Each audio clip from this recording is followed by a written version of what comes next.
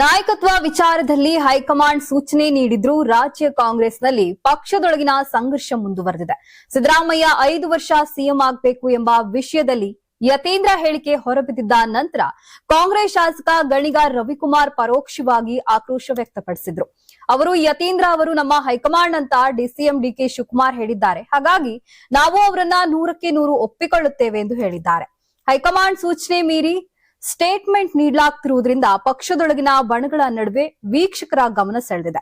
DK ಶಿವಕುಮಾರ್ಗೆ ರಾಜಕೀಯ ತಂತ್ರಗಾರಿಕೆ ಮತ್ತು ಚಾಣಾಕ್ಷತನ ಇದೆ ಎಂದು ಗಣಿಗ ರವಿಕುಮಾರ್ ಹೇಳಿದ್ದಾರೆ. ಅವರು ರಾಜಕೀಯ ನಿರ್ಧಾರಗಳನ್ನ ಬುದ್ಧಿವಂತಿಕೆ ಹಾಗೂ ಸೈಲೆಂಟ್ ಸ್ಟ್ರಾಟಜಿ ಮೂಲಕ ಕೈಗೊಂಡು ಗೆಲ್ಲುವ ರೀತಿಯವರು ಎಂದು ತಿಳಿಸಿದ್ದಾರೆ. ಸಿಎಂ ಆಗಬೇಕೆಂಬ ಡಿಕೆಶಿ ಆಸೆ ಸ್ಪಷ್ಟವಾದದ್ದು. ಯಾವಾಗ ಯಾವ ಕ್ರಮ ತೆಗೆದುಕೊಂಡ್ರೆ ಫಲಿತಾಂಶ ದೊರೆಯಬಹುದು ಎಂಬುದನ್ನ ಅವರು ಎಚ್ಚರಿಕೆಯಿಂದ ನಿರ್ವಹಿಸುತ್ತಿದ್ದಾರೆ.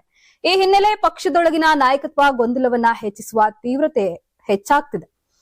ಎಐಸಿಸಿ ಅಧ್ಯಕ್ಷ ಮಲ್ಲಿಕಾರ್ಜುನ ಖರ್ಗೆ ಪಕ್ಷವನ್ನ ಒಗ್ಗಟ್ಟಾಗಿ ಹೋಗಬೇಕು ಎಂಬುದನ್ನ ಸೂಚಿಸಿದ್ದು, ಭೀಮಣ್ಣ ಖಂಡ್ರೆ ನುಡಿ ನಮನ ಕಾರ್ಯಕ್ರಮದಲ್ಲಿ ಕೂಡ ಒಗ್ಗಟ್ಟಿನಲ್ಲಿ ಮಹತ್ವವನ್ನ ಹೋರಾಟದ ಮೂಲಕ ಸಾರಿದ್ರು. ಆದರೆ ಹೈಕಮಾಂಡ್ ಸೂಚನೆ ಮೀರಿ ರಾಜ್ಯ ಕಾಂಗ್ರೆಸ್ ನಾಯಕರು ಮಾತನಾಡುತ್ತಿರುವುದು ಪಕ್ಷದೊಳಗಿನ ಸಂಘರ್ಷಗಳು ಇನ್ನೂ ಬಣ ಬಡಿದಾಟವನ್ನ ಎದುರಿಸುತ್ತಿವೆ. ಈ ಗೊಂದಲದಿಂದ ವಿಪಕ್ಷಗಳು ಕೂಡ ತಮ್ಮ ರಾಜಕೀಯ ಪ್ರಯೋಜನ ಪಡೆಯುತ್ತಿರುವುದು ಗಮನ ಸೆಳೆಯುತ್ತಿದೆ.